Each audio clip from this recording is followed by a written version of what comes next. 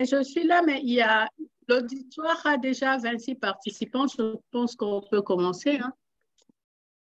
OK. Je vais vérifier. Est-ce que les panélistes sont là? Je vais voir. Alors, bonsoir à tous les participants. Bonsoir à tous ceux qui suivent lundi Parlons Radiologie. Nous sommes aujourd'hui à la deuxième, passons aujourd'hui à la deuxième séance sur le mois consacré à l'imagerie de la femme.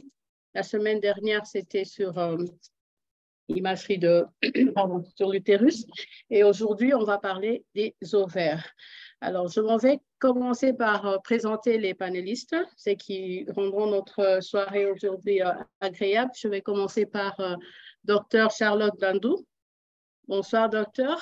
Elle est gynécologue obstétricienne et elle travaille à l'hôpital général de référence de Kinshasa. Elle travaille aussi à HJ Hospital. Bonsoir, docteur. Bonsoir. Deuxième panéliste de ce soir, c'est docteur Yolande Capens. On peut ne pas la présenter, mais je crois qu'il y a des nouveaux dans l'auditoire. Alors, je vais dire quoi de docteur Yolande, que c'est une amoureuse de la science et une gloutonne de formation médicale continue. Elle est gynécologue obstétricienne et échographiste à la chef de département à la clinique Galliema. Elle en fait une passion actuellement, le domaine de l'infertilité, et ça lui va très bien. Elle est médecin directeur et responsable de sa clinique privée qui se trouve à Bondal. Troisième panéliste, ce sera le professeur Dr Olive Kisile du département d'anatomopathologie de la faculté de médecine de l'université de Kinshasa. Nous remercions le professeur Dr Olive Kisile d'être revenu. Elle était là la semaine passée. Elle revient encore ce soir. Bienvenue, professeur. Dr Cynthia Minouche, la présentatrice de ce soir. Elle est médecin radiologue. Elle est pluripotente, celle-là, avec un coup de cœur pour l'imagerie de la femme et en étant bien sûr membre de la CIFEM, qui est la Société d'imagerie de la femme. Elle est assistante, elle est superviseure au département de radiologie et imagerie des cliniques universitaires de Kinshasa. Bonsoir, Minouche. Bonsoir, docteur Angèle. Et je vais faire ma petite présentation. Je suis médecin radiologue, docteur Angèle Mbongo. Je suis médecin radiologue. J'aime l'échographie fœtale de dépistage et je suis engagée dans la lutte contre la mortalité materno-fœtale et surtout dans la lutte contre les décès évitables. Et comme je suis co-animatrice du service d'imagerie pédiatrique du département de radiologie et imagerie médicale des cliniques universitaires de Kinshasa, le reste, on s'en passe. Donc, bonsoir à tout le monde, bonsoir à l'Assemblée, bonsoir professeur Gertrude Louyeye de pouvoir superviser ce mois de juillet qui est consacré à l'imagerie de la femme. Je crois que j'ai dit l'essentiel. Bonsoir professeur Mata qui nous accompagne toujours et qui est là présent pour la diffusion et l'enregistrement de cette conférence. Et je crois que sans plus tarder, je vais passer la parole à Dr Minouche pour commencer la présentation du sujet de ce soir. Comme on le voit bien sur l'écran, ORADS en échographie et en imagerie par résonance magnétique en 2023. Dr Minouche, tu as la parole. Docteur Angèle, merci pour la parole. Merci aux organisateurs pour la tribune. Il m'a été demandé de faire une présentation sur la confrontation échographique et IRM de la classification ORADS dans le cadre de la pathologie ovarienne. Et nous devons reconnaître que c'est un sujet qui est très vaste et nous nous sommes quand même battus pour arriver à résumer en moins d'une heure l'essentiel de la matière. Et le but principal étant de mieux comprendre la classification pour mieux se l'approprier, surtout pour nos amis en spécialisation. Et nous y avons aussi intégré les mises à jour 2023 de la CIFEM.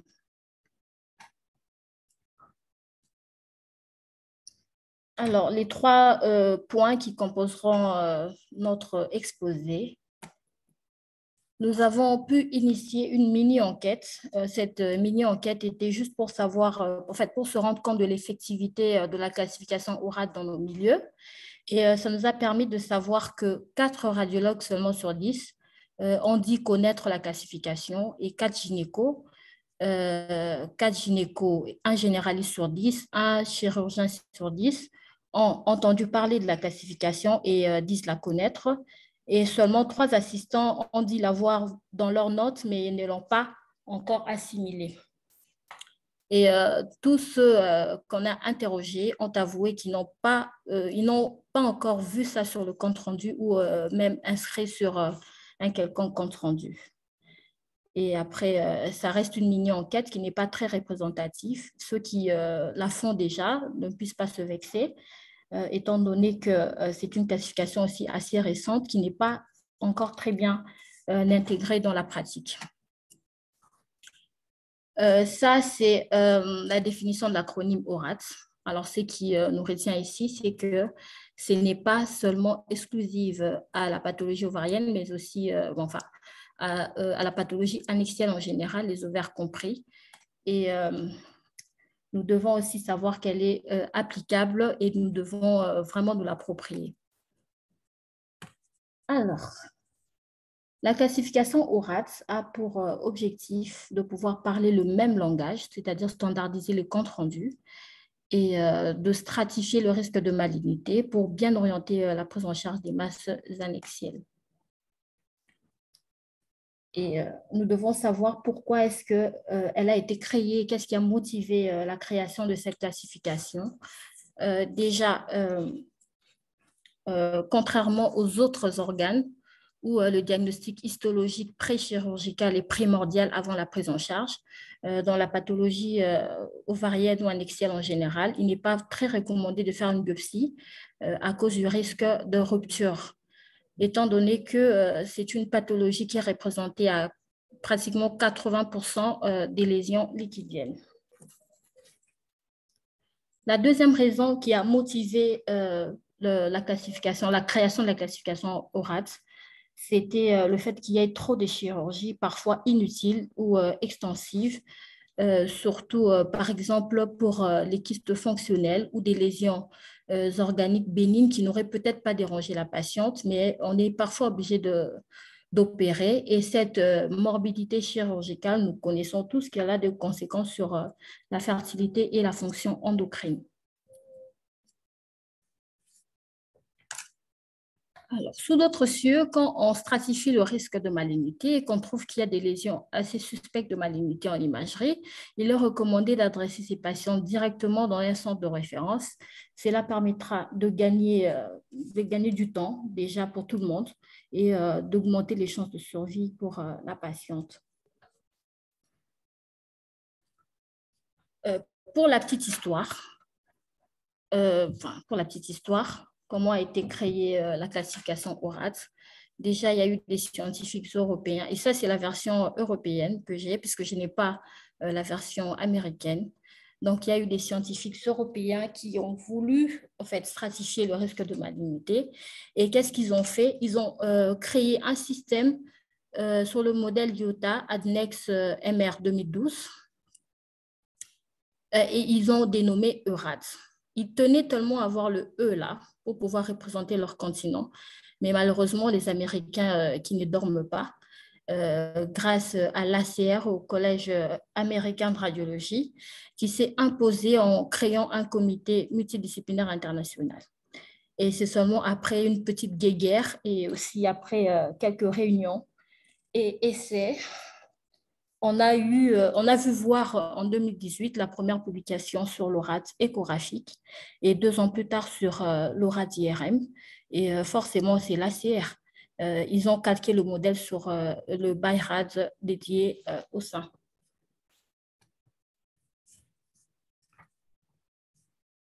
Alors, nous allons passer dans le vif du sujet. Donc, la classification ORAT échographique. Le score ORAT échographique va de 0, et côté de 0 à 5. On a en 0 un examen incomplet.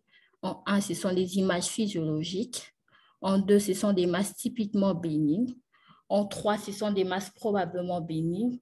En 4, ce sont des masses indéterminées, nécessitant un complément d'imagerie. Et en 5, on a des masses suspectes de malignité. Mais avant qu'on décortique cela, il faut savoir qu'il y a eu un lexique qui a été un lexique normalisé, qui a été créé en 2018 pour de la même occasion. Et ce lexique avait pour but d'uniformiser les pratiques et de permettre à tous de stratifier de la même façon. Ça veut dire qu'on devait avoir la même terminologie, la même description des anomalies échographiques et être ainsi reproductible. Parmi ces anomalies, les principales sont la cloison, la portion solide, la végétation et les constructions internes de la lésion.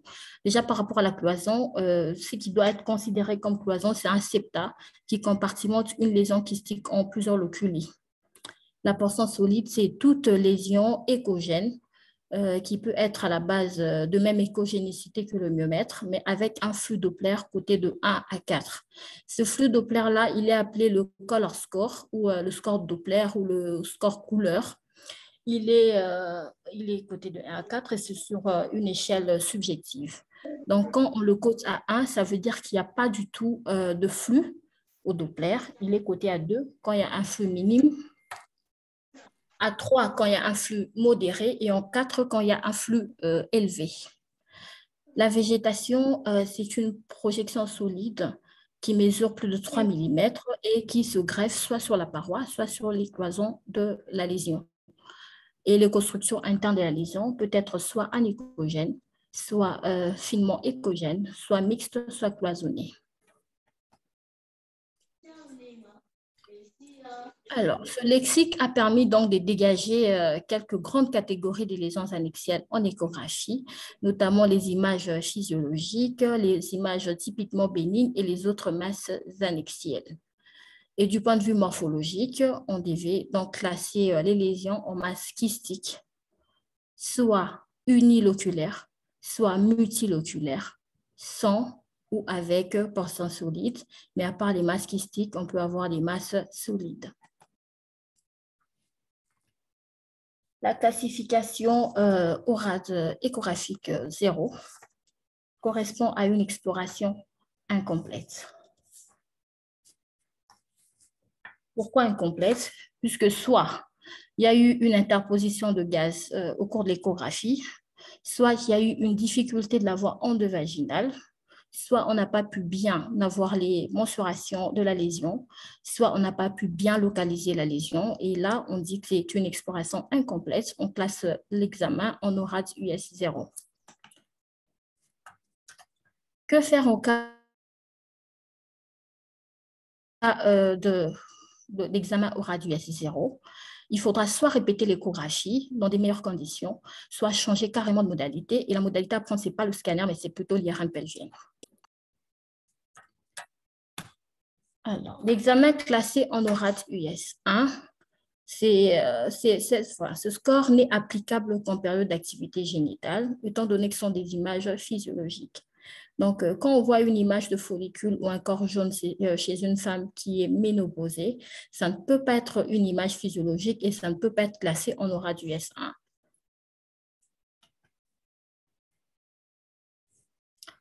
Que faire en cas d'ORAD US 1? Il n'y a rien à faire, on laisse couler, on rassure la patiente et elle rentre chez elle. En cas de score ORAD US 2, qui sont des lésions certainement bénignes et qui représentent un risque de malignité inférieur à 1%, ce sont généralement des masses de moins de 10 cm, soit ce sont des kystes uniloculés sans portion solide, soit ce sont des lésions bénignes typiques. Donc, sur ces images échographiques, nous avons une lésion kystique uniloculaire, 100% solide, qui est à la base représente un kyste fonctionnel et est classé sans hésiter ORAD US 2. Ici, on a une image tubulée de contenu liquidien qui est para-utérin, et quand on a fait l'échographie de l'ovaire, on a vu que l'ovaire était normal et il y a un septa incomplet dedans, donc c'est typique d'un hydrosalpinx qui est classé ORAD US2. Ici, c'est une image kystique finement échogène avec 2 boules de graisse qui est typique des tératomes matures typiques. Et donc, c'est classé ORAD US2. Et là, il s'agit d'une formation kystique finement échogène, donc des constructions internes envers des polis, qui est typique d'un endométrium et classé ORAD US2. Que faire devant une lésion ORAD US2? Ici, il y a 2 cas. Selon que la femme est en période d'activité génitale, on va voir si ce sont des kystes. Si ce sont des kystes, on les mesure. S'ils mesurent moins de 5 cm, il n'y a pas de suivi à faire. On rassure la patiente, on la laisse rentrer chez elle, mais tout en lui disant, dès qu'elle a une douleur ou autre chose, qu'elle n'hésite pas de revenir. Si la lésion mesure entre 5 et 10 cm, on demande un contrôle par échographie après 8 à 12 semaines. Et si ce ne sont pas des kystes, ce sont des lésions typiques bénignes, comme des endométriomes ou de tératomes matures, on fait un suivi annuel par échographie. Mais attention, quand il y a un risque de torsion, on doit envisager une chirurgie conservatrice pour les kystes ou les tératomes volumineux et une chirurgie, d'endométriose pour les endométriomes. Mais si on est devant une patiente ménopausée, on regarde si c'est un kyste. Si c'est une image de kyste uniloculaire simple, on fait un suivi annuel par échographie.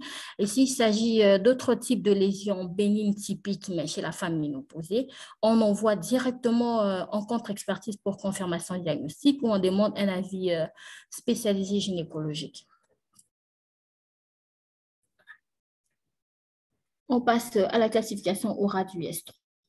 Ce sont des lésions qui ont un faible risque de malignité et généralement sont des lésions qui mesurent plus de 10 cm de diamètre. C'est en principe toutes les lésions ORAD US2, donc toutes les lésions bénignes qu'on vient de voir tout à l'heure. Quand ils mesurent plus de 10 cm, on classe directement en ORAD US3, donc c'est la taille qui fait surclasser ces lésions.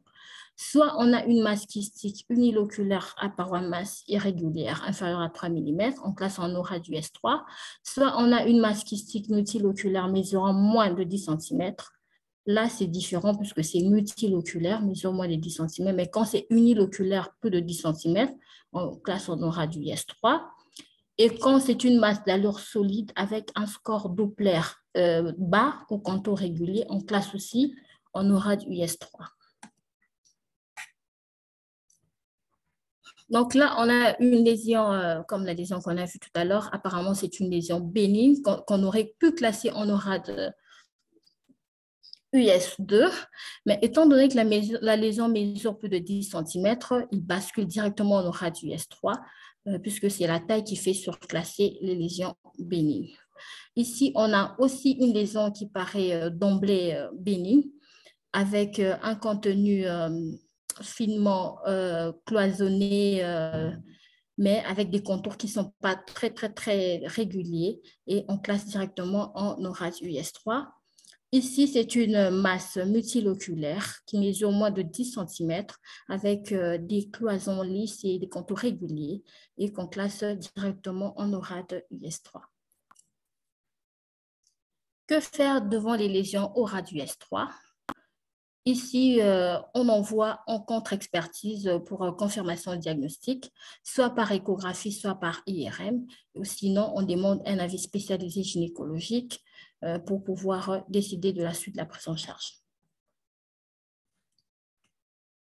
Pour le score ORAD US4, ce sont des lésions qui ont un risque de malignité intermédiaire inférieur à 50%. Et elles peuvent être soit des masses kystiques uniloculaires qui présentent en plus une portion solide, soit qui présentent une portion solide, soit elles présentent 1 à 3 végétations, soit ce sont des masses kystiques multiloculaires de plus de 10 cm, de 10 cm ou plus, avec des contours lisses et un score couleur bas ou intermédiaire. Si la lésion mesure moins de 10 cm et présente un score Doppler élevé à 4, on classe en aura du S4. Soit ce sont des masses kystiques multiloculaires avec des parois irrégulières ou des masses kystiques multiloculaires avec composantes solides et score Doppler bas.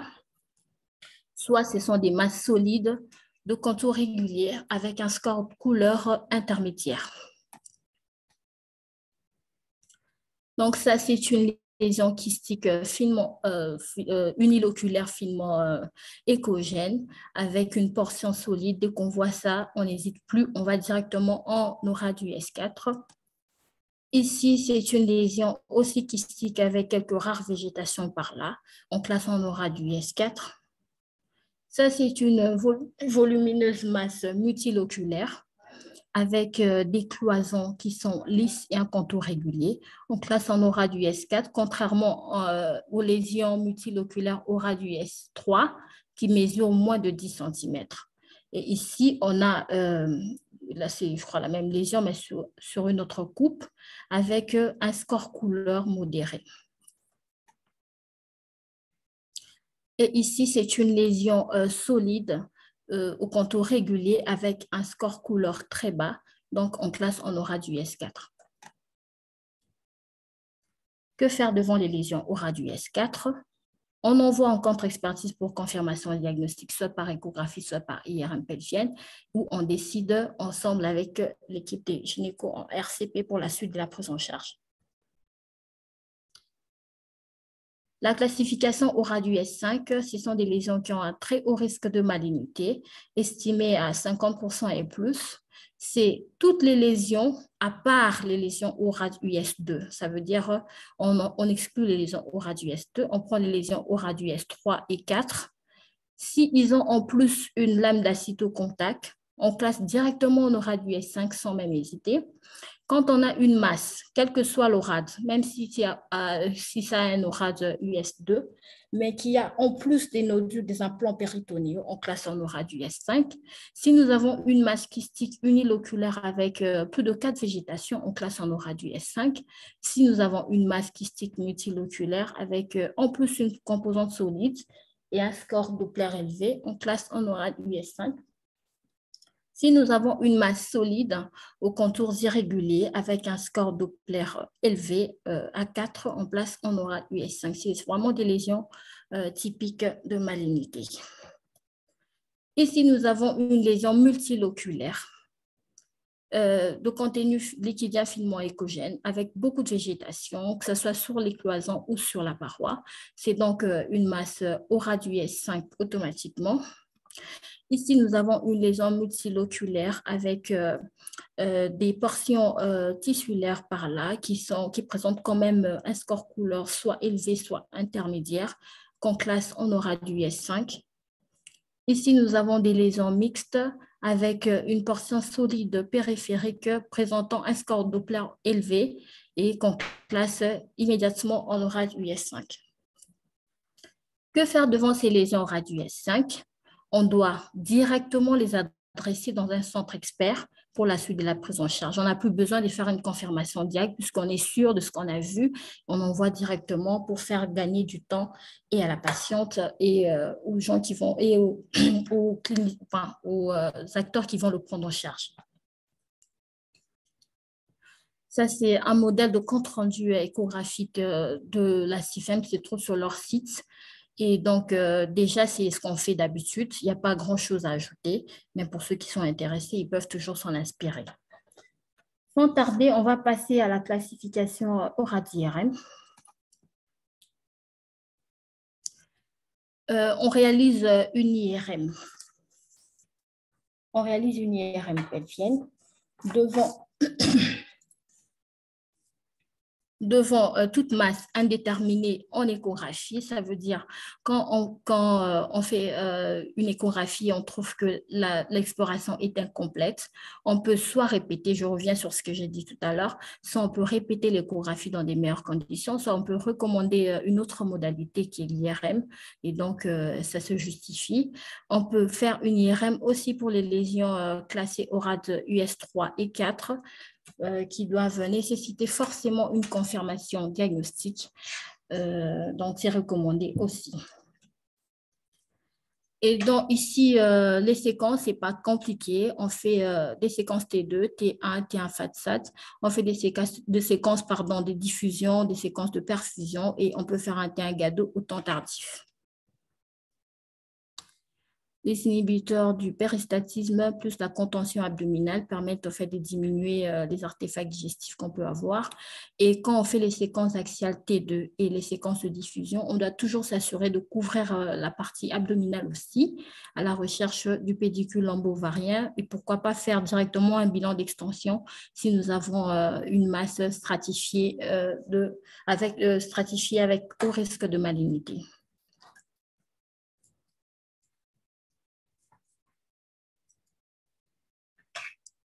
Alors, les scores selon l'ORAD-IRM vont de 1 à 5, contrairement à l'ORAD échographie qui va de 0 à 5. Ici, on n'a pas d'exploration incomplète. On doit se décider, c'est l'IRM, on doit se décider pour pouvoir prendre en charge. Et on a l'absence de lésions annexielles. En 2, ce sont des lésions bénignes. En 3, ce sont des lésions probablement bénignes. En 4, des lésions borderline. Et en 5, on a des lésions suspectes de malignité nécessitant forcément une chirurgie.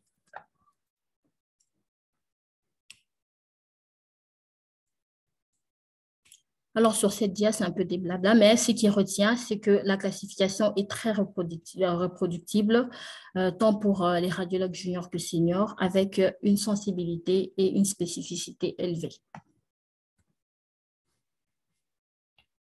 Le score ORAD-IRM 1, ça veut dire qu'il n'y a pas du tout de lésion. Je fais un exemple. Si nous voyons une femme qui s'amène dans votre bureau, qui vient faire l'échographie, on trouve qu'elle a une lésion uniloculaire 100% solide qu'on étiquette de kyste fonctionnel. Puisque c'est une femme en période d'activité génitale, on lui demande de revenir dans 8 semaines. La femme revient dans 8 semaines. On essaie de faire l'échographie. On n'arrive pas puisqu'il y a beaucoup de gaz. On classe en ORAD US 0 puisque l'examen est incomplet. Et ensuite, on essaie de faire l'échographie endovaginale. Ça ne marche toujours pas puisqu'elle a mal. L'examen reste toujours en ORAD US 0. Et finalement, après 8 semaines, on demande de faire une IRM puisqu'on ne peut pas faire l'échographie, on n'y arrive pas du tout. On trouve soit que la lésion a disparu, on classe en ORAD IRM 1 puisque c'était un kyste fonctionnel qui pouvait partir, soit on trouve que finalement ce n'était pas du tout une lésion ovarienne, c'était peut-être une lésion digestive ou vasculaire et donc il n'y a pas de lésion annexielle, on classe en ORAD IRM 1. Le score ORAD IRM 2, ce sont toutes les lésions bénignes qu'on a décrites au niveau de l'ORAD US2. Ça veut dire que ce sont des masses, généralement 100% tissulaires, de contenu liquide kystique pur uniloculaire pour les kystes fonctionnels, de contenu graisseux majoritaire pour les tératomes matures kystiques et de contenu endométriosique pour les endométriomes. Ça peut être un hydrosalpinx, ça peut être des fibromes ovariens. Les fibromes ovariens se présentent comme des masses avec une portion tissulaire en franc hyposignal T2 homogène et sans hypersignal diffusion. Alors, ça, c'est une colonne d'image où nous voyons une formation kystique uniloculaire en hypersignal T2 100% solide, ici en hyposignal T1 et en hyposignal T1 FATSAT GADO et qui ne rehausse pas du tout. C'est typique de kyste fonctionnel en classe en ORAD IRM2. Ici, il s'agit donc d'une lésion biloculée ovarienne droite où nous voyons un hypersignal franc T2, on voit un hypersignal focalisé en T1. Quand on fait un T1 FATSAT GADO, on a une chute de signal à cause du signal de la graisse qui tombe, saturation de la graisse, et qui ne rehausse pas après injection. C'est typique d'un tératome mature kystique. Et sur la troisième colonne, nous avons une image de shading en T2. Ici, on a un hypersignal franc en T1. On a une persistance de l'hypersignal T1 qui est typique d'endométriome. Mais juste à côté là, on a une petite lésion en hypersignal T2 Et en hyposignalité 1, qui ne rehausse pas, qui est typique d'un kyste fonctionnel. Donc, il y a eu une coexistence entre un endométriome et un kyste fonctionnel. Ici, il s'agit d'une image tubulée para-utérine en hypersignalité 2, en hyposignalité 1, 100% solide, qui est typique d'hydrosalpinx. Et là, nous avons une lésion tissulaire en front hyposignalité 2. Et ici, il n'y a pas du tout d'hypersignal diffusion. Et là, ça rehausse de façon modérée, typique des fibrothécomes ou des fibromes ovariens. Que faire en cas de ces lésions au radi-RM2? Il n'y a pas de suivi particulier, on rassure la patiente, elle part. Sauf s'il y a un risque de torsion, on envisage une chirurgie conservatrice.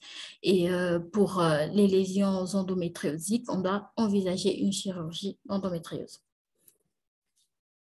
On a la classification, le score au radi-RM3 qui correspond aux lésions probablement bénignes avec une VPP de malignité théorique inférieure à 5%.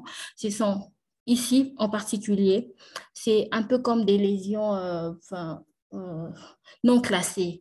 Pourquoi? Parce que ce sont des masses 100% tissulaires. Ils peuvent être uni ou multiloculaires, mais de contenu qui n'est strictement liquidien, ni graisseux, ni endométriosique. Donc, c'est les autres lésions. Et ça peut être soit une masse avec portion tissulaire et au sang selon une courbe de type 1.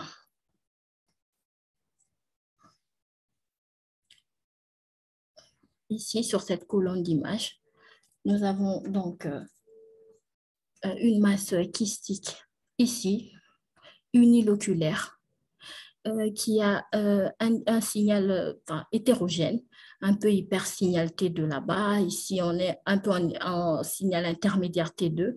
Ici, sur les séquences T1, sur la séquence T1, nous avons un hyposignal ici liquidien. Et là, on a quand même un discret hypersignal. On ne sait pas finalement dire c'est quoi.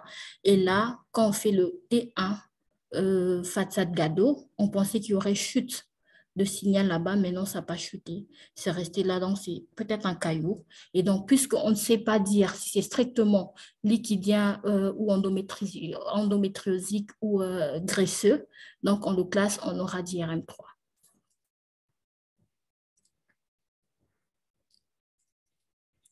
Là, nous sommes devant une masse, volumineuse masse multiloculaire en hypersignal T2. Ici, on a plusieurs signaux, mais majoritairement hyposignal T1. Il n'y a pas de portion solide et on classe en radi-RM3. Ce sont des lésions mucineuses. Et ici, on a une image multiloculaire avec une petite zone fibreuse ici en hyposignal diffusion. Et là, c'est un discret hypersignal T1. Et quand on fait le T1 Gado, FATSAT, on a un rehaussement assez modéré. C'est vraiment typique de goitre ovarien. Que faire devant ces lésions au radi-RM3? Il nécessite une surveillance rapprochée.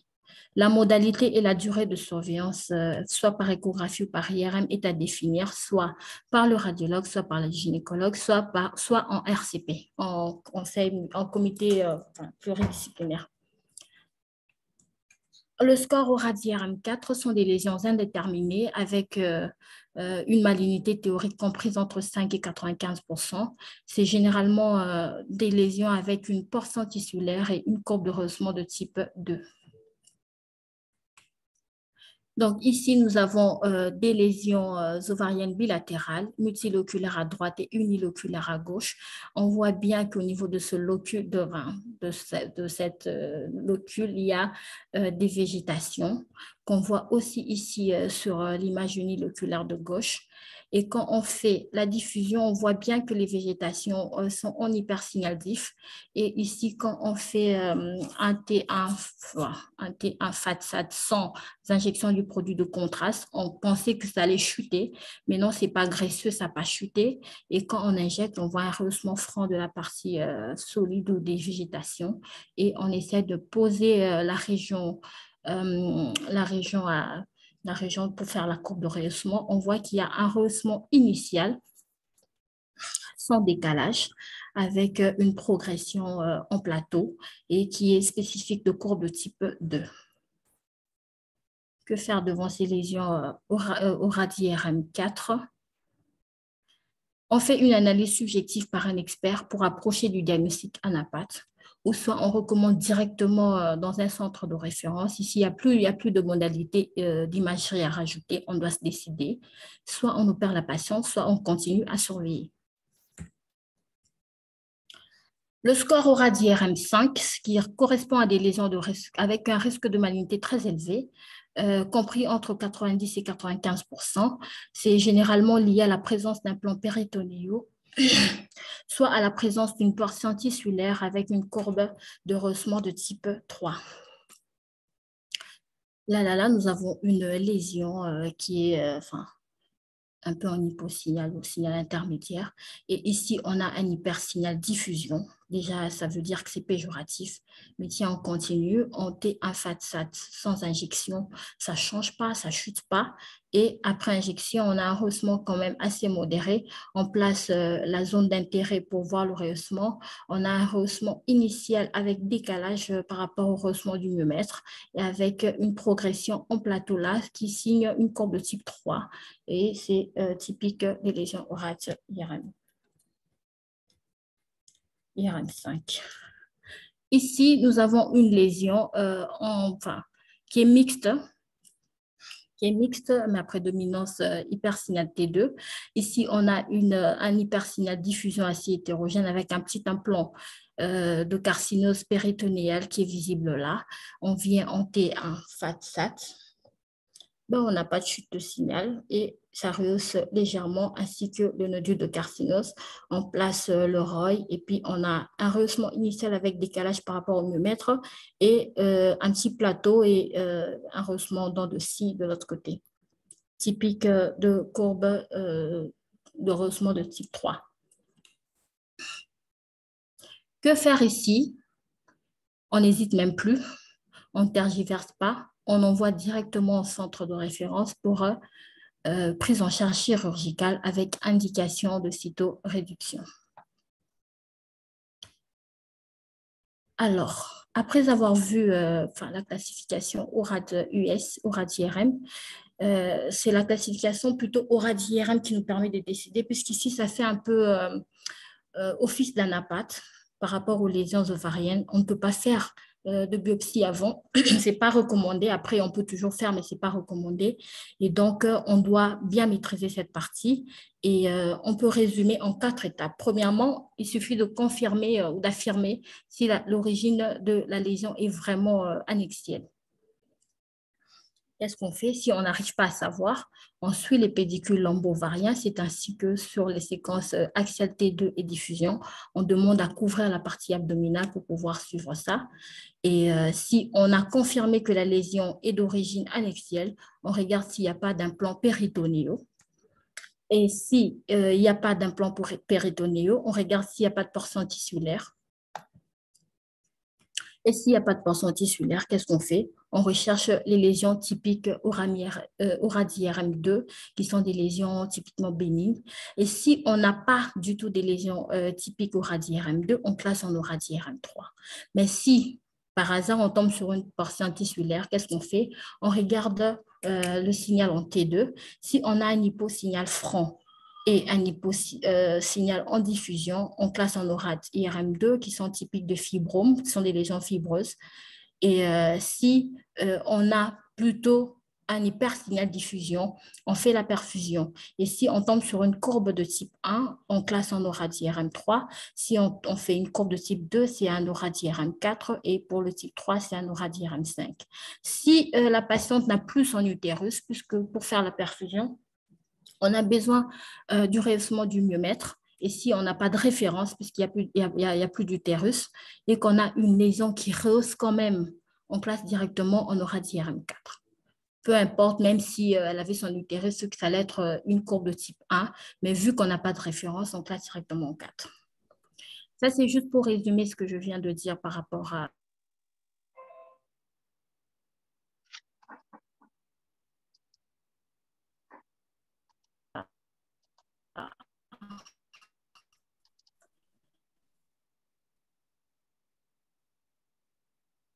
d'une IRM pelvienne selon le modèle de la CIFEM, ça se trouve sur leur site. Enfin, parler le nom standard structurel.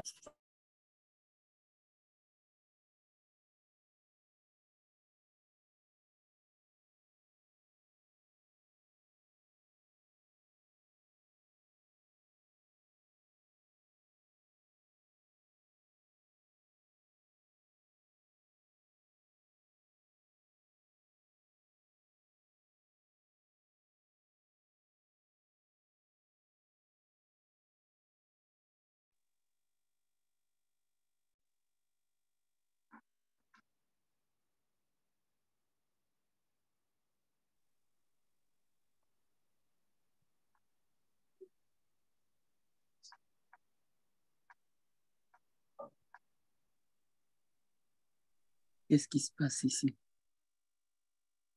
Pour moi, c'est votre connexion que vous avez perdue. Elle a eu un appel, peut-être. Oui, certainement, c'est la connexion. Vous étiez déjà à la fin? Mais Angèle est où? OK. Et c'est un peu Angèle est là. connecté. Je crois que ça va après.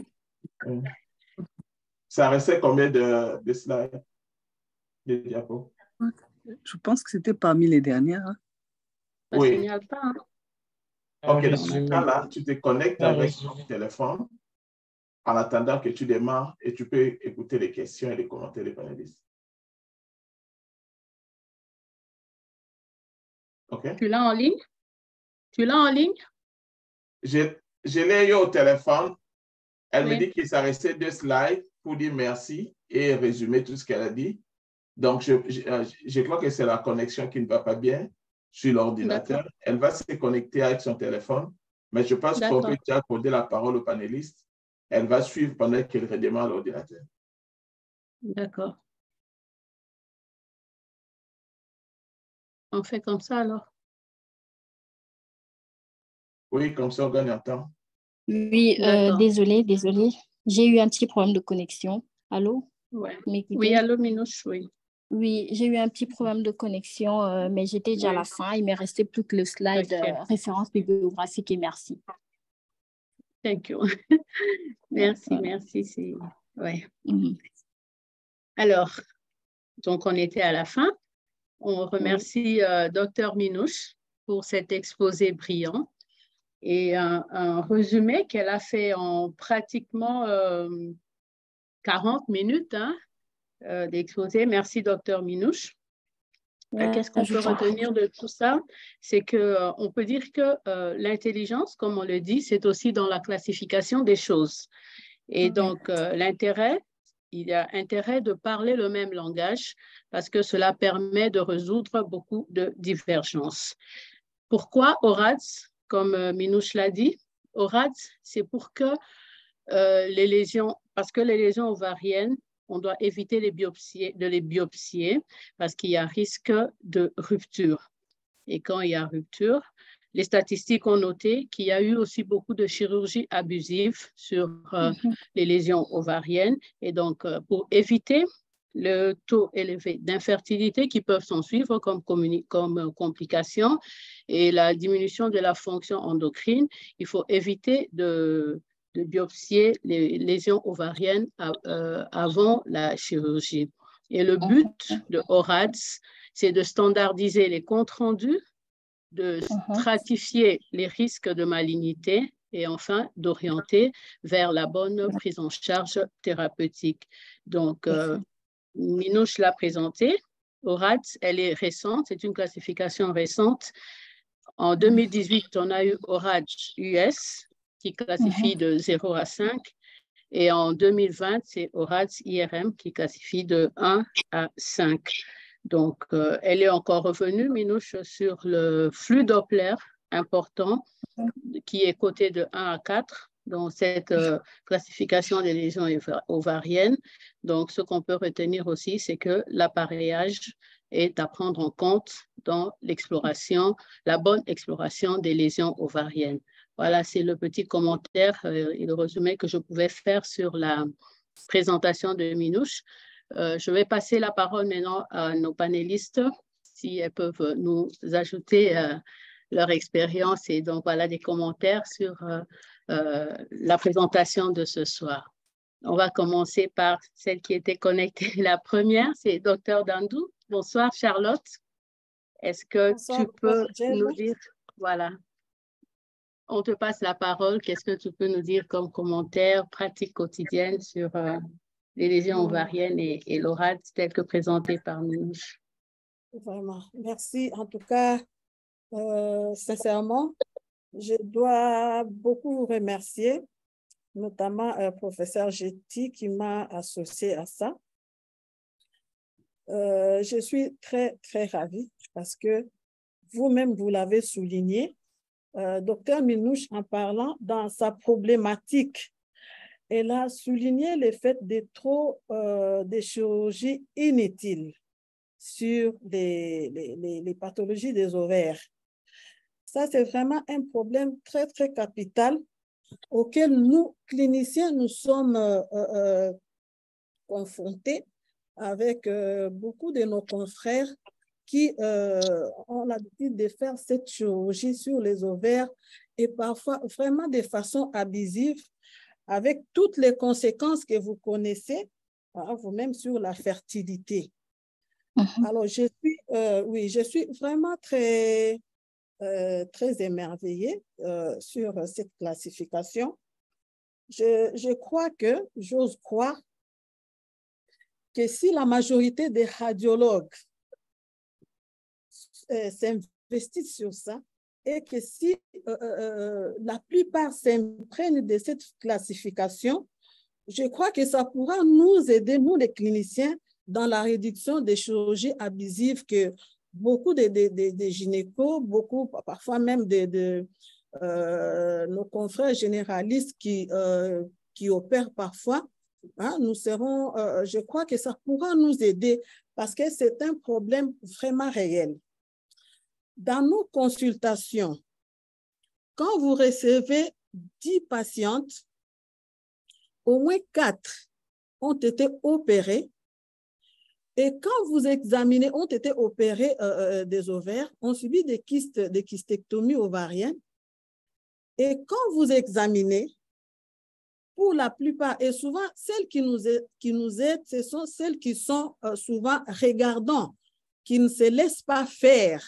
Quand on leur dit, vous avez un kyste ovarien, il faut opérer, il y en a qui sont vraiment regardants, qui ne se laissent pas faire, qui cherchent l'expertise, qui cherchent à comparer et parfois viennent nous voir. Elles viennent avec leur protocole échographique.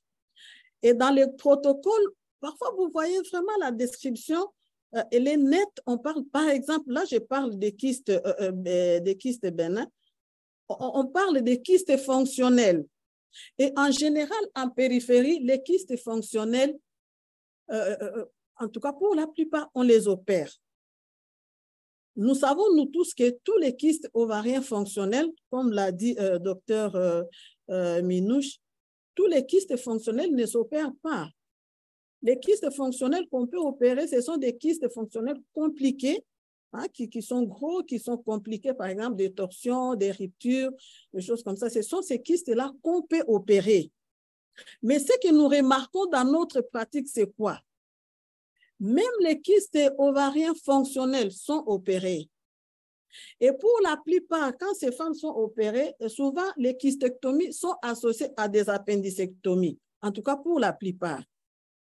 Et parfois, les patientes vous disent, non, on m'a opéré de 2 côtés. Donc, ce sont des patientes qui ont été opérées de 2 côtés. Et pire encore, il y en a qui sont castrées, qui subissent des ovariectomies, avec toutes les conséquences que vous connaissez vous-même, des femmes qui viennent vous présenter en consultation avec des signes de ménopause, tout simplement parce qu'elles sont castrées. Et pour la plupart de ces femmes, ce sont des femmes en âge de procréer. Et vous voyez un peu ce que ça peut, où ça peut nous amener. Alors moi, cette classification, franchement, je suis très émerveillée parce que Dr Minouche, en faisant sa présentation, elle a même donné la prise en charge, comment prendre en charge selon, selon la classification. En tout cas, moi, je dirais qu'il faudrait que tous les autres radiologues, je ne sais pas si, comment vous faites pour que tout le monde, tous les radiologues s'imprègnent de cette classification. Franchement, c'est très, très important parce que ça va beaucoup nous aider, nous les cliniciens. Ça, c'est en matière de kystes ovariens, de kystes bénins.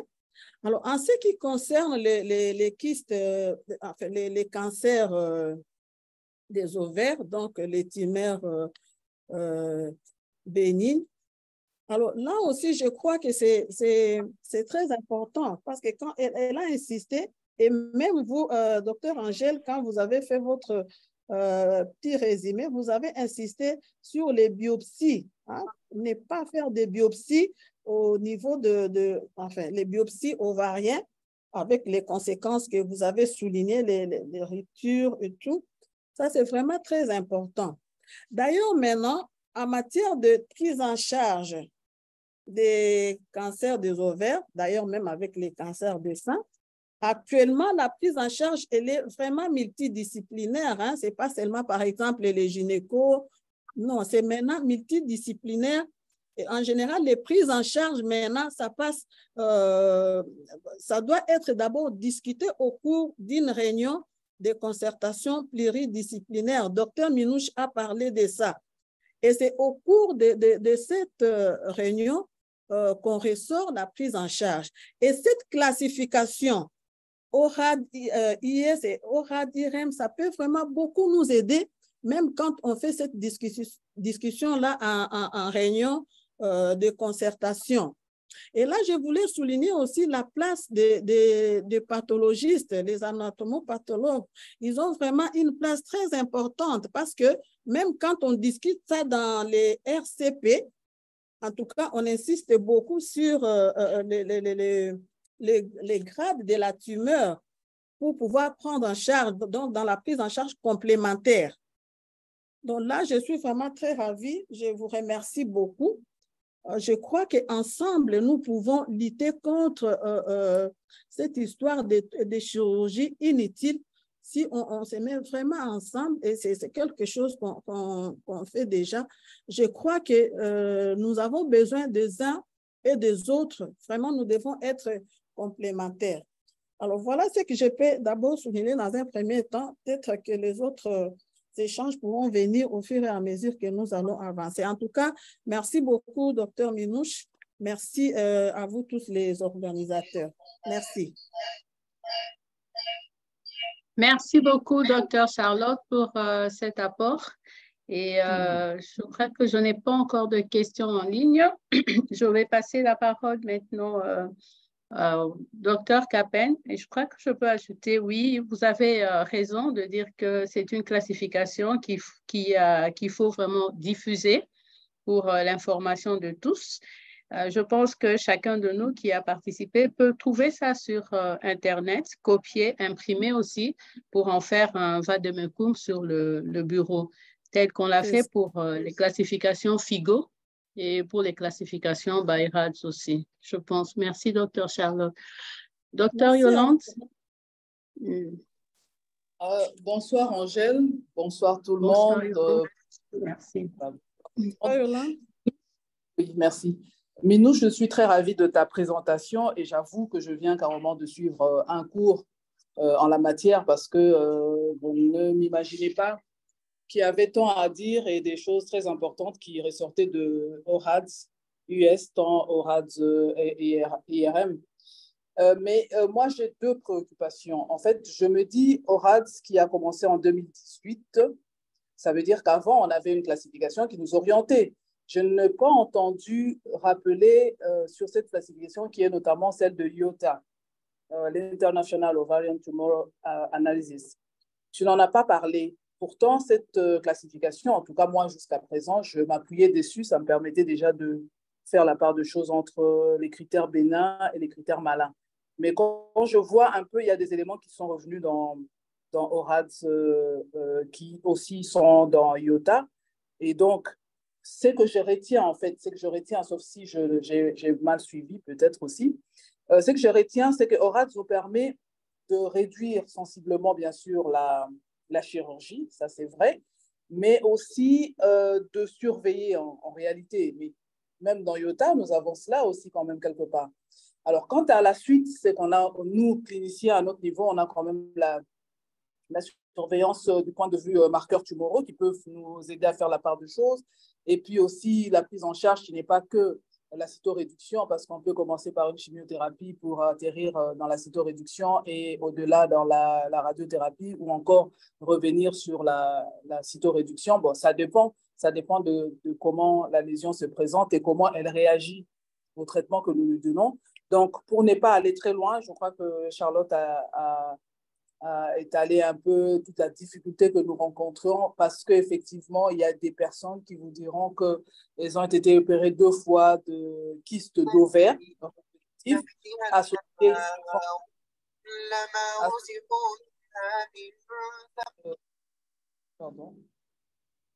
associé souvent à une appendicectomie, ça c'est réel.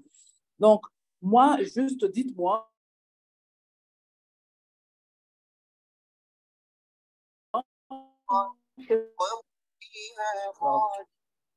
Sekou, c'est qui, s'il vous plaît? Tu peux couper ton micro, Sekou? Tu interfères un peu. Voilà.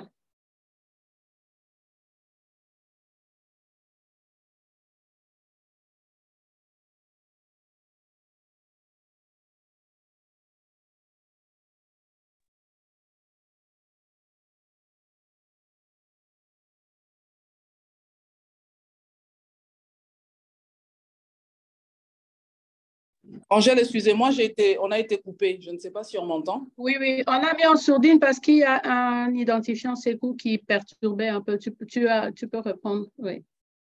Oui, donc j'étais arrivée au fait de me dire un peu, les radiologues, qu'est-ce que vous faites de la classification précédente par rapport à IOTA au regard de...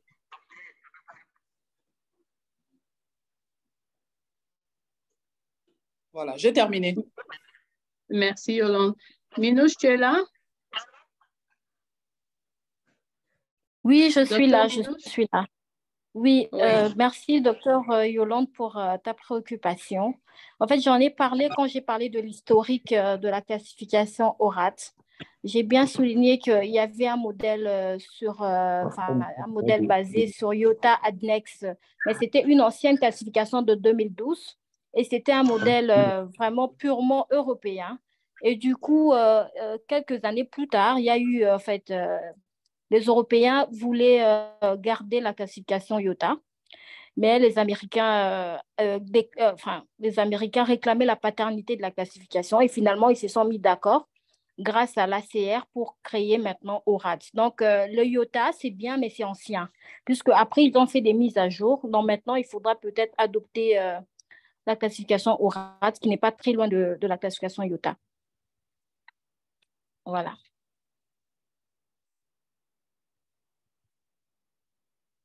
Merci, Minouche. Docteur Yolande? J'ai été encore coupée, en fait, il y a un appel en urgence. Donc, si j'ai compris, vous en tenez compte encore, n'est-ce pas? Non, on n'en tient plus compte puisque IOTA date de 2012. Maintenant, depuis 2018, on a une nouvelle classification ORADS. Donc, il faudra peut-être évoluer vers l'ORADS. Il y a eu une actualisation de IOTA en 2000. Allô? Minouche, attends un peu. Je crois qu'il y a un petit souci de connexion. Tu peux répéter à Yolande ce que tu as dit. Elle était coupée, là. Oui, docteur Yolande. Désolée, j'ai une interférence. Oui, en fait, pour la classification IOTA, j'en ai parlé quand je parlais de l'historique de la classification ORADS. Donc, IOTA date de 2012 avec Adnex MR. Actuellement, donc depuis 2020, on a maintenant la classification ORAD-IRM. C'est pratiquement superposable à la classification IOTA, mais avec quelques mises à jour intégrées. Et donc, vous pouvez utiliser IOTA si c'est celle que vous maîtrisez mieux, mais pensez déjà à adopter ORADS. puisque nous, on va commencer à mettre ça sur les comptes rendus. Donc, c'est mieux que vous veniez, vous nous rejoigniez. Alors, c'est bien ce qu'Angèle nous a dit. Il faudrait que l'on ait ce support. Oui, c'est pour nous permettre de pouvoir nous mettre sur le même... diapason, oui, c'est ça. Merci. Nous allons passer la parole à la troisième panéliste, professeur Olive Kisile. Vous êtes là? Est-ce que vous nous entendez? Salut pas. Ça va? Maman dort.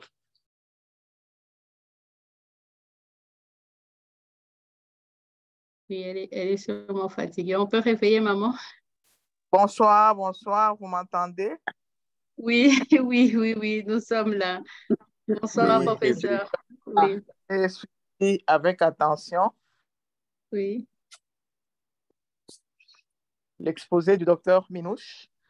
Oui. Je remercie le comité organisateur. Je remercie le docteur Minouche pour sa présentation. Ça a été beaucoup de nouveautés pour moi. Oui. Et c'est ce qui a fait que j'étais obligée de suivre avec beaucoup d'attention.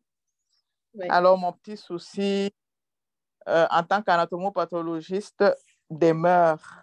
Lorsqu'on dit qu'on ne peut pas faire de biopsie au risque de provoquer une rupture, ça m'inquiète un peu, dans le sens que, premièrement, dans le sens que lorsque je regarde un peu la quantité de biopsies ovariennes ou des biopsies des masses ovariennes que nous recevons en anapathe, je m'inquiète pour l'évolution de tous ces patients. Alors, maintenant, le deuxième souci, c'est de savoir si à partir du score ORAD ou ORAD-IRM, il y aurait moyen de préciser, supposons qu'il y ait une tumeur, qu'elle soit bénigne ou qu'elle soit maligne, est-ce qu'on peut déterminer avec exactitude, à partir de ORAD, on peut déterminer le type histologique, parce que c'est le type histologique qui va aussi orienter facilement la thérapeutique. C'est ça mon petit souci.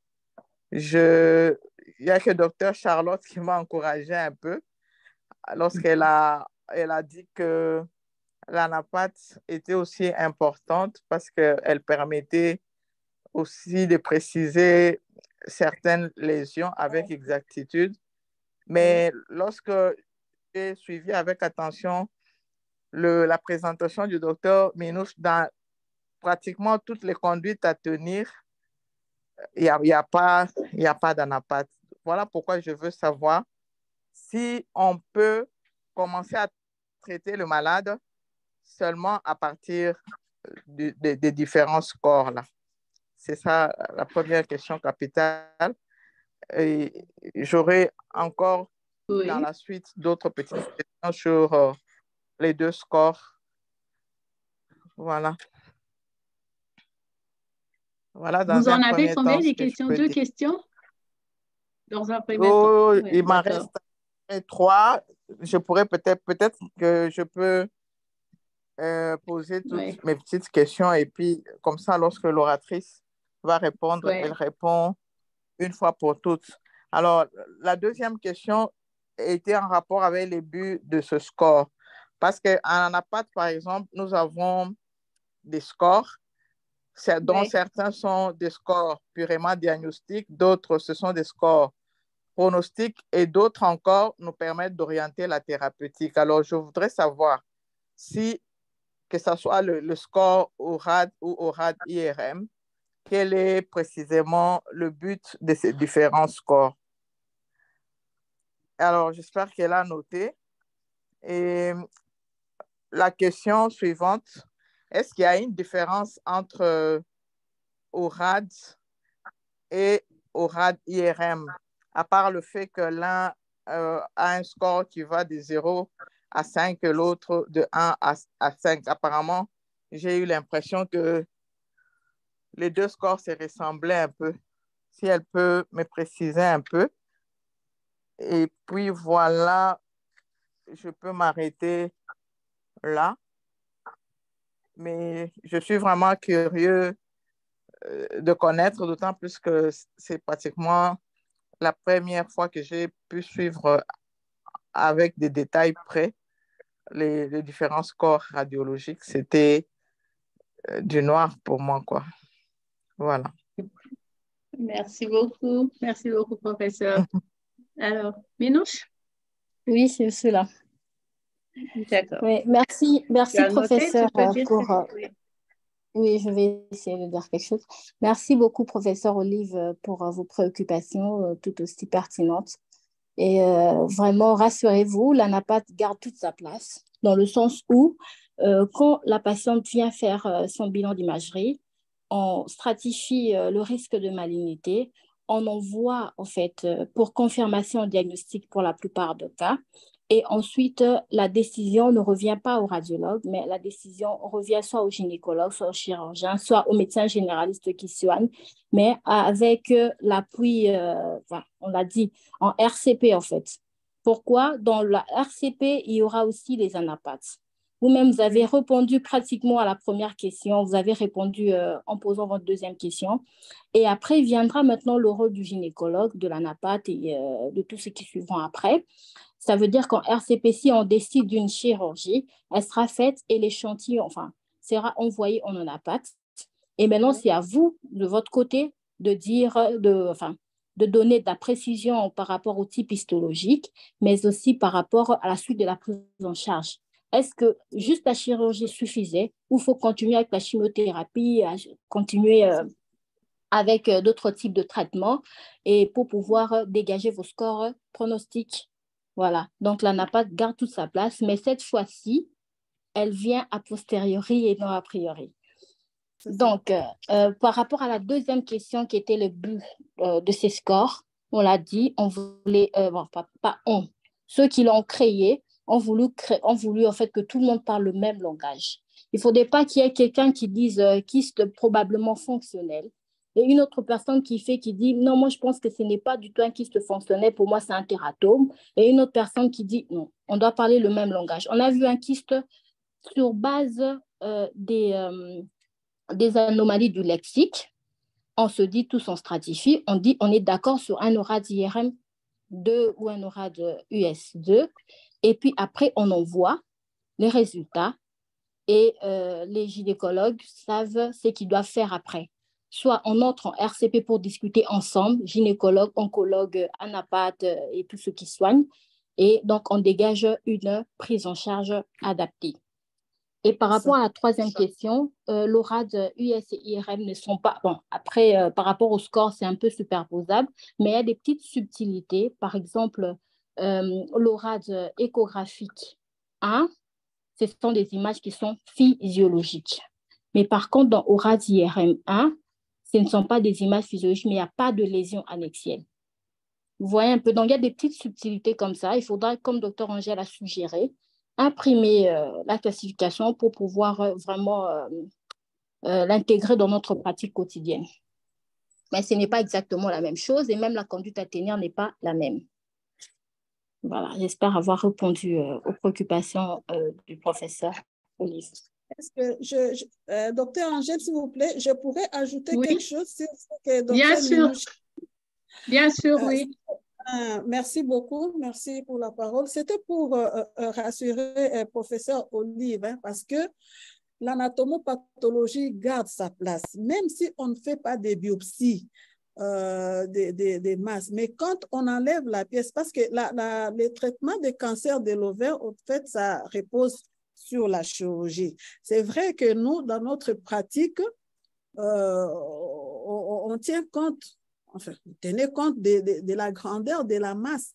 Quand ce sont de grosses masses, parfois, on peut commencer par la chimiothérapie. Et pour faire la chimiothérapie, il faut avoir les diagnostics histopathologiques. Parce que quand on commence par la chimio, par exemple, on réduit la grosseur de la masse et ça permet de faire facilement la chirurgie.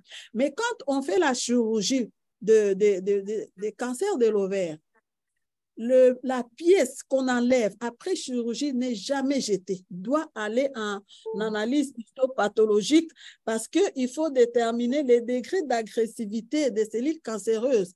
Et ça, c'est seulement les pathologistes qui peuvent nous dire parce qu'après, il faut une prise en charge complémentaire. Parce que la chirurgie, il y a des stades de cancer où la chirurgie seule ne suffit pas. Donc, professeur Olive, vous devez avoir vos apaisements parce que l'histopathologie garde sa place, même si on ne fait pas de biopsie, mais l'échantillon après, la pièce après, doit aller en anatomopathologie. C'est ce que j'allais ajouter. Merci beaucoup.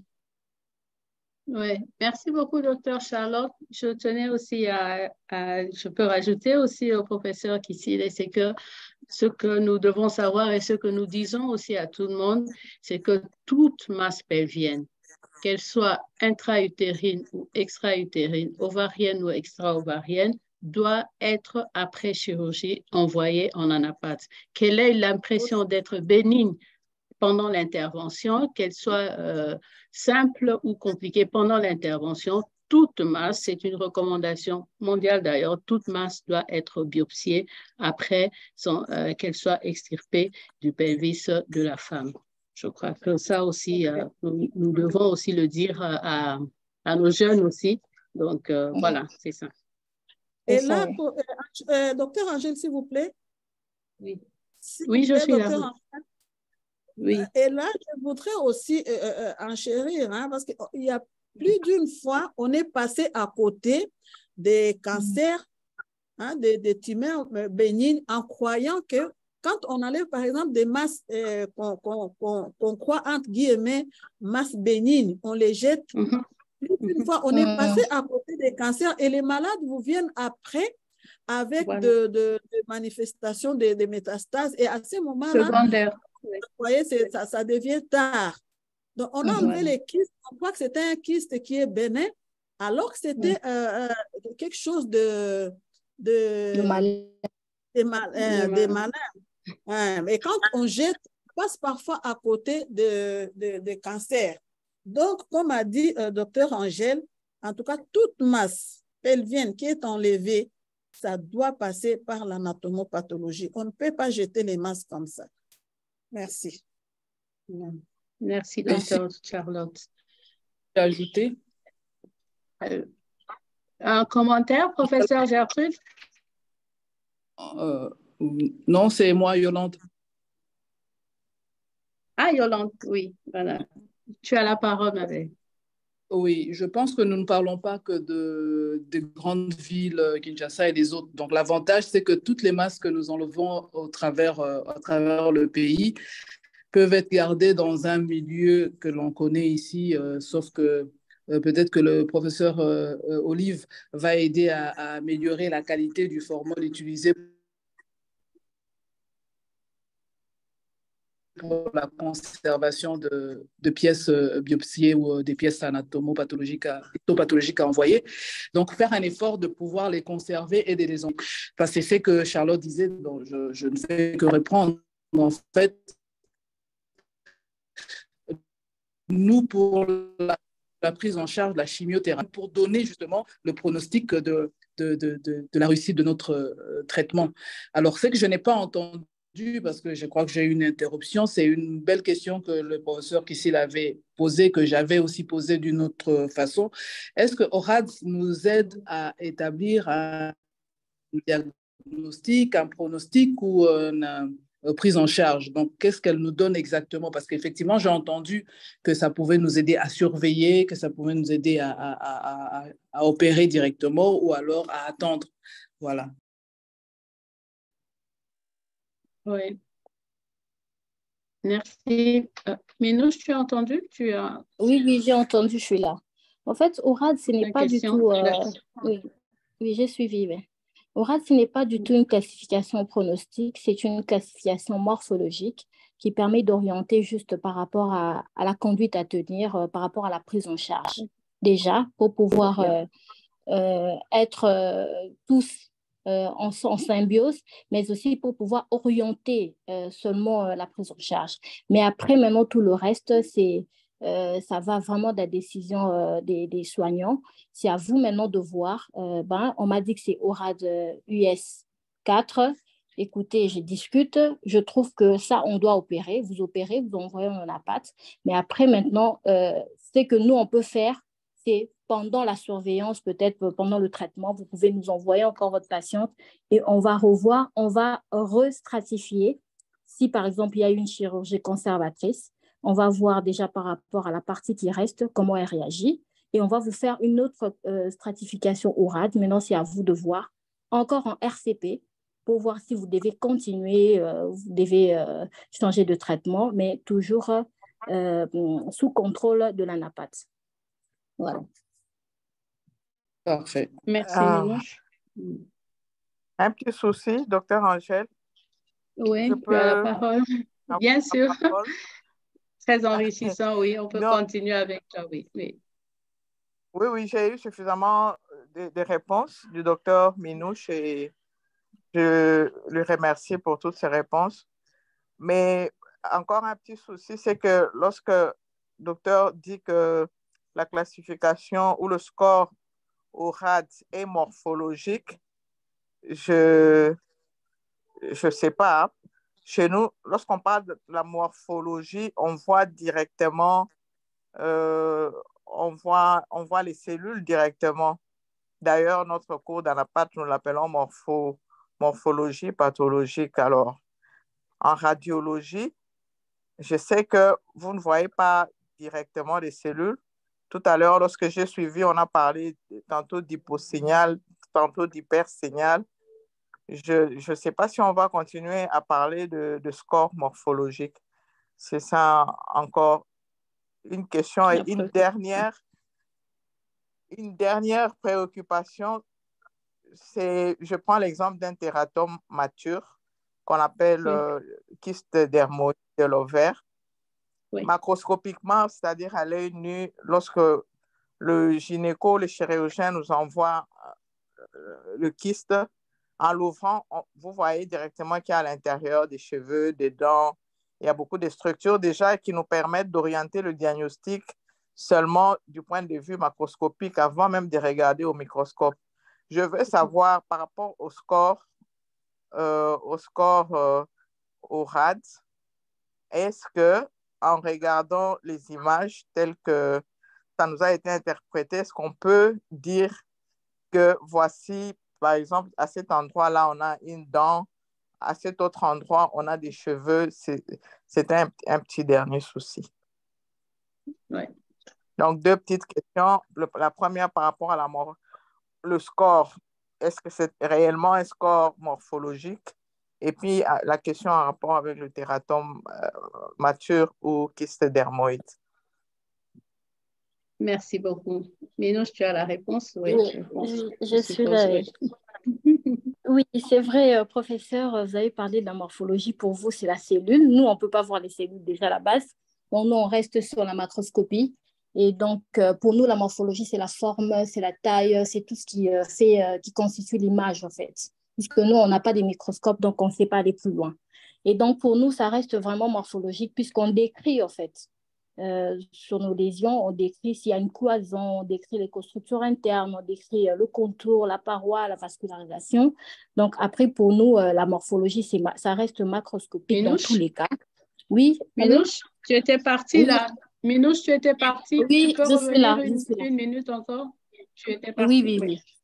Oui, professeur, je disais tout à l'heure que pour vous, la morphologie, c'est la cellule, mais pour nous, on reste vraiment en macroscopie, puisque nous, en fait, la morphologie, c'est la forme, c'est la taille, c'est l'aspect macroscopique des images que nous voyons. Donc, nous, on ne peut pas aller jusqu'au niveau de la cellule, étant donné que nous n'avons pas du tout de microscope et nous, on utilise juste des appareils d'imagerie et voir l'aspect macroscopique de nos lésions. Donc, c'est dans ce sens-là que je dis c'est morphologique par rapport justement à l'aspect des images que nous avons. Et donc, Angèle, par rapport... Non, vas-y, je vais le dire après. Oui. Et la deuxième préoccupation du professeur, c'était, à part la morphologie, c'était... le tératome mature. Ah oui, pour les tératomes matures. Voilà. Pour les tératomes matures, c'est généralement des images assez typiques qu'on voit, que ce soit à l'écho ou en IRM. On a aussi, comme chez vous aussi, on a aussi, nous, vraiment des, comment je dirais, des anomalies que nous recherchons. Par exemple, quand on est à l'échographie devant un tératome, on peut avoir des boules de graisse. On sait dire que ça, c'est une graisse à l'échographie. On peut avoir des calcifications qui représentent des dents ou des os. Donc, on a aussi notre façon à nous codifier de voir la morphologie des lésions. Et en IRM, par exemple, on peut faire une saturation de la graisse pour pouvoir éliminer la graisse. Et dès que ça s'élimine, on se dit qu'on est devant un tératome mature. Donc, à la base, pour nous, c'est vraiment les aspects macroscopiques qu'on voit sur les images, puisqu'on ne peut pas aller vraiment au niveau de la cellule. Et donc, c'est à vous d'engager la cellule. Merci. Merci. Voilà. Merci, Minouche. Je demande la parole, beaucoup. Angèle. Angèle, je peux dire quelque chose? Oui, tu peux ajouter quelque chose avant qu'on passe la parole à ceux qui ont levé la main. Après le professeur Gertrude, ça sera Shabani Fariala et puis Dr Dienga. Oui, professeur. Oui. Merci, docteur Angèle. En fait, Prosec ici, je voulais seulement ajouter sur ce qu'a dit Minouche. Oui, comme a très bien dit Minouche, pour nous, les radiologues, cette morphologie, elle est différente de la vôtre. Mais nous utilisons le même terme, comme a dit Minouche, les contours, les structures et ainsi de suite, le signal.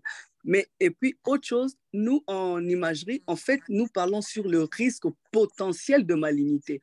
La classification au RAD, n'importe toutes les classifications qu'on utilise en imagerie, nous aide à enlever le risque potentiel de malignité. C'est ainsi que, comme a dit les docteurs, les gynécologues tout à l'heure, avec exactitude, pour éviter justement toutes ces chirurgies inutiles, le radiologue est là justement pour aider les cliniciens dans le fait d'exclure le risque potentiel de malignité. Et c'est à ça que servent ces classifications-là. Donc, à part la morphologie, comme a très bien dit Minouche, aussi, nous déclassifions les lésions en potentiel malignité, moyen malignité. C'est pourquoi, d'ailleurs, vous allez voir, lorsqu'on dit, par exemple, au RAD 4, le pourcentage, vous allez voir, c'est 50%. Ça signifie qu'il reste un grand pour 50%. Donc, jamais on dit 100%. Et même dans le RAD 5, le potentiel de malignité, ce n'est pas 100%. Et donc, vous allez voir, c'est 80, 85, mais il reste un bon 10% qui peut ne pas être un truc malin. Donc, ça, on le voit dans toutes nos classifications.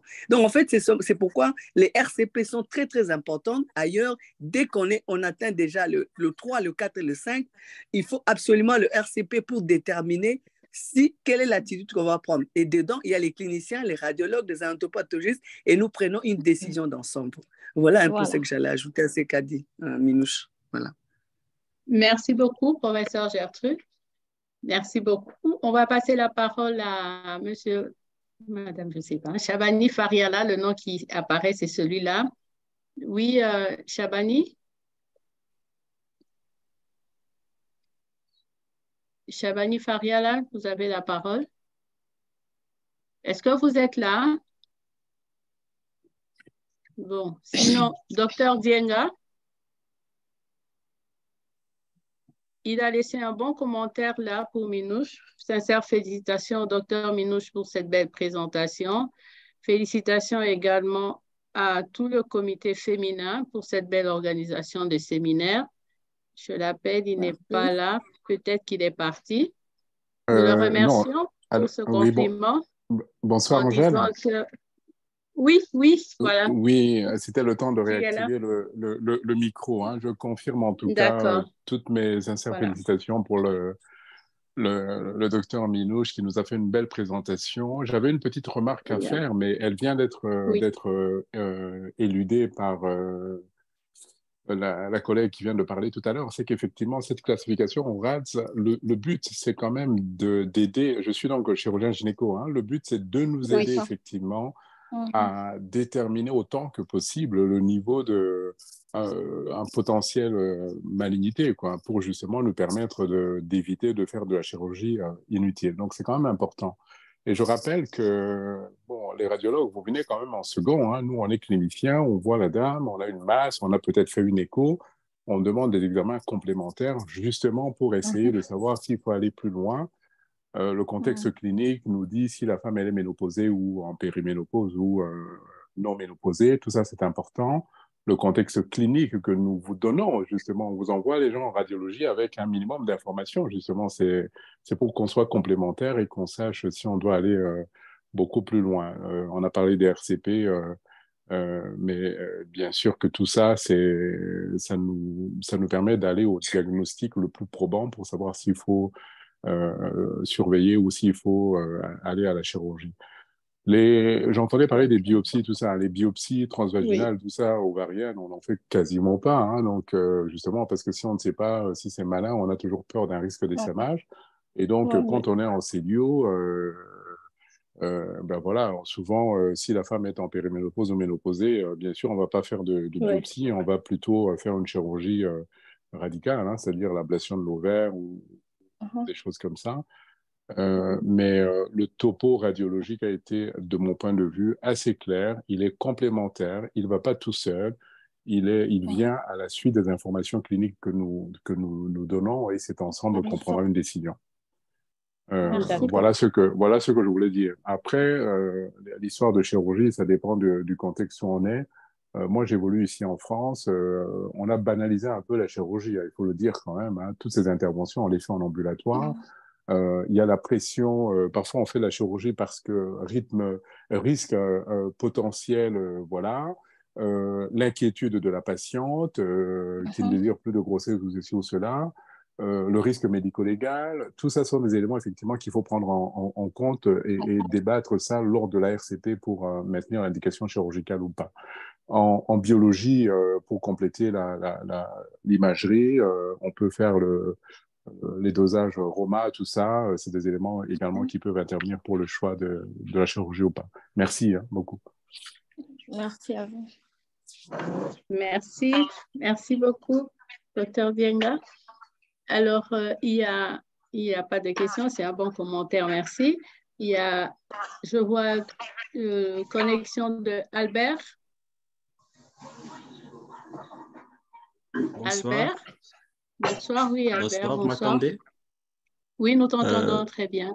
Je m'en vais d'abord féliciter l'équipe d'organisation et aussi l'oratrice aussi pour sa présentation. Oui. Sincèrement, j'étais tellement bien touché, mais j'ai quand même quelques questions d'éclaircissement. Mon collègue qui vient de parler maintenant m'a précédé de dire que le diagnostic, bien que radiologique, doit tenir compte du contexte. Mais un élément de sensibilité qui se pose à la DIA 55. La collègue dit que dès qu'il n'y a pas d'utérus, vous classez au RAD 4. Alors, je me pose la question. Quelque part, elle dit sensibilité sollicitée sur l'enseignement 5. Alors, je me dis, écoutez, une fille de 18 ans à qui on a arraché par l'utérus, et il arrive qu'elle a un kyste à l'âge adulte, et tout d'un coup, vous voyez l'utérus n'est pas là, vous classez à 5 ou 4. Donc là, ça pose quand même un problème de sensibilité. Donc, je voulais avoir un peu de clarté là, de clarification là-dessus. Parce qu'elle a dit, s'il n'y a pas d'utérus, directement, vous placez au RAD 4. Moi, je pense que la notion de contexte est très importante avant de confirmer. Voilà ma préoccupation. Merci beaucoup, Albert. Merci beaucoup. Minouche, tu es passé sur la dia? Je suis là. Non, je suis là. Oui. En fait, Monsieur Albert, merci beaucoup pour d'avoir suivi de façon attentionnée. Mais le problème, c'est que quand j'ai parlé de l'ORAD IRM4, quand il n'y a pas d'utérus, je suis partie de quelque part, en fait. Je faisais un résumé de comment aboutir aux différentes classifications de façon rapide en IRM. Donc, je suis partie de la première étape qui était d'affirmer la lésion si elle est annexée ou pas.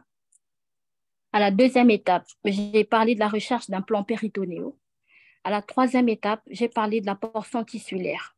Et s'il y a une portion tissulaire à la base, donc on fait la perfusion. On injecte le produit de contraste et on fait des courbes de perfusion. Alors, sur ces courbes de perfusion-là, on compare en fait le rehaussement de la lésion par rapport au rehaussement du myomètre. Vous comprenez? Donc, si la lésion rehausse de façon décalée par rapport au rehaussement du myomètre, désolée. Ouais, si la lésion rehausse de façon décalée avec une courbe en plateau, donc c'est une courbe de type 3. Ça veut dire quand on a une lésion avec une portion tissulaire à la base, elle n'est plus bénigne. Elle est au minimum au rad IRM 3. Et maintenant, quand on fait la perfusion, on trouve que on ne peut pas faire la perfusion puisque la patiente n'a pas d'utérus. Et donc, on ne sait pas comparer pour savoir le rehaussement de la lésion, comment elle est par rapport au myomètre, sachant qu'il y avait déjà une portion tissulaire, donc on classe en aura d'IRM 4. Donc, ce n'est pas du tout applicable pour les lésions bénignes. Vous avez raison de parler du contexte, mais ici, c'est déjà, on a une portion tissulaire. À la base, ce n'est plus une lésion bénigne et ce n'est plus potentiellement une lésion bénigne.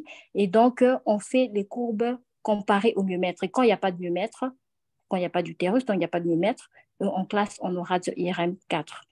Donc, c'est parti de quelque part. Ce n'est pas tombé directement en aura d'IRM 4. On est parti d'une logique. Merci. Merci, Minouche. Oui.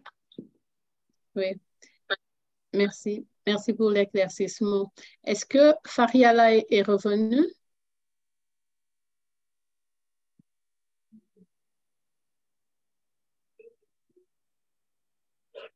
Non. Alors, il y a une question ici, Minouche. Quel est l'apport des marqueurs tumoraux, le CA125, l'antigène carcinome embryonnaire, l'ACE, en rapport avec la classification ORADS? OK. Voilà. Donc, l'apport, les marqueurs tumoraux, ils gardent toute leur place. C'est la biologie qui n'a pas forcément quelque chose à voir avec l'imagerie. Donc, l'ORAD, c'est une classification vraiment purement radiologique. Et donc, nous, on donne la stratification des lésions avec risque de malignité pour pouvoir orienter la prise en charge. Mais après, ça ne suffit pas. C'est un peu comme on a répondu au professeur Olive. Donc, ça ne suffit pas. Il faudra aller pousser un peu plus loin, faire les marqueurs tumoraux, ce n'est pas interdit, c'est bien aussi. Pourquoi? Puisque ça peut déjà, enfin, si on n'a pas de lésion maligne, ça peut déjà orienter. Mais après, ceux qui soignent se servent d'un argument, d'un faisceau d'arguments pour pouvoir décider. Tout ça, ça se discute en RCP au moment de la décision de la prise en charge. Merci. Très bien, Minouche. Il y a une autre question, c'est que classification ORADS a-t-elle été validée chez les Noirs? Prise en charge des facteurs de risque de cancer, cancer plus précoce en Afrique, je ne comprends pas très bien la question. Prise en charge des facteurs de risque de cancer, cancer plus précoce en Afrique. Bon, il demande si la classification ORADS a été validée chez les Noirs. Voilà, donc à la base, dire si elle a été validée chez les Noirs, ça, je ne sais pas. Mais est-il que c'est une classification qui a été publiée après beaucoup de réunions et des essais? Et donc, on suppose que si les Américains l'ont validée, il y a beaucoup de Noirs américains aux États-Unis ou ailleurs, et il y a même beaucoup de Noirs en Europe. Donc, forcément, ils ont eu des patientes noires. Mais après, en Afrique, nous voulons maintenant nous l'approprier. Et qui sait, on pourra toujours faire notre propre expérience. Donc, voilà. Ouais. Mais je pense aussi que les lésions, de tout temps, on n'a jamais classifié les lésions ovariennes, les lésions chez les blanches et chez les noirs. Peut-être par rapport au type histologique, comme dans les cancers de sein, on peut aller sur les critères histologiques, mais sur l'aspect morpho, comme ça, des lésions, dire qu'il y a eu des lésions ovariennes de tout temps avant la classification, qu'elles sont typiques des blanches, typiques des noires, je ne sais pas, je n'ai pas vu ça, moi. C'est ça. Donc, point de vue histologique, peut-être y penser pour voir est-ce qu'il y a des sous-types ou quoi histologiques différentes selon les races, mais d'emblée comme ça, ORADS, race blanche, ORADS noir, je ne pense pas. Non, il n'y en a pas. Il n'y en a même pas dans les BAIRAD, il n'y en a pas.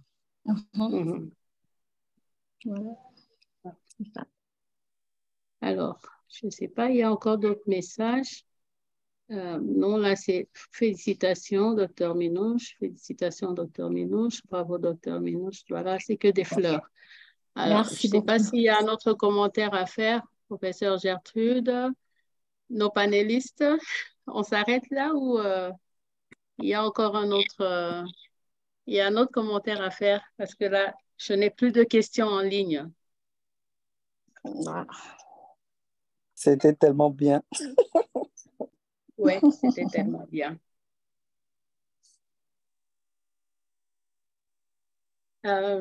Professeur Dadi, il est parti? C'était clair, on s'en est tous.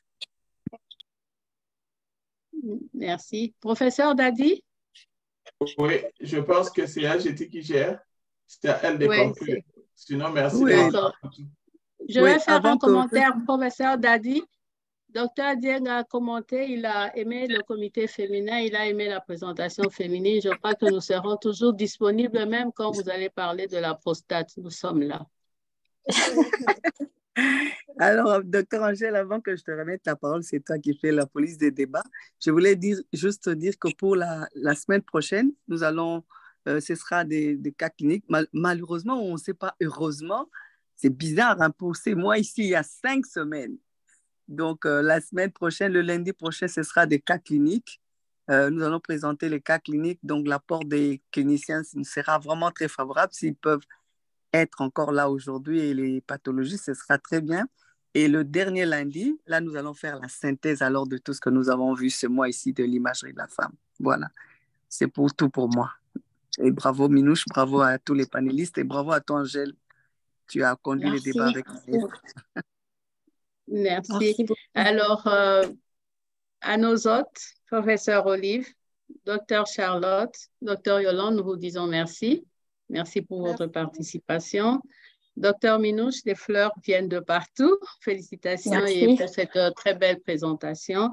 Et donc, pour ma part,